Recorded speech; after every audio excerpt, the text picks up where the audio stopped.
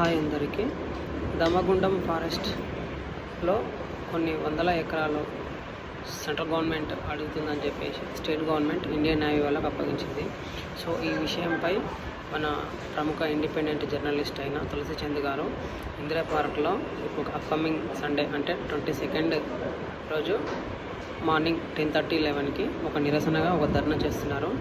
So మీరు nature lovers అయితే ఖచ్చితంగా అక్కడికి రాండి.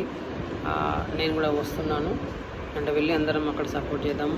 అక్కడ ఏం పెట్టబోతున్నారు వీళ్ళంటే ఇండియన్ నేవీకి సంబంధించిన ఏదో రాడార్ సిస్టమ్ పెట్టబోతున్నారు. సో ఫారెస్ట్ తీసేసి రాడార్ సిస్టమ్ పెట్టాల్సినంత అవసరం అయితే నాకు తెలిసి అది కూడా సముద్రానికి దగ్గరలో ఉంటే బాగుంటుంది. ఇక్కడెక్కడో తెలంగాణ దగ్గరలో వికారాబాద్ అడవుల్లో పెడితే ఏం లాభం? ఎటు కూడా ఫ్రీగా ఉందని అడవులను మొత్తం నరికేయబోతున్నారు. సో నేను నేచర్ లవర్ని కాబట్టి ఖచ్చితంగా నేను వెళ్ళాలనుకుంటున్నాను సపోర్టింగ్కి.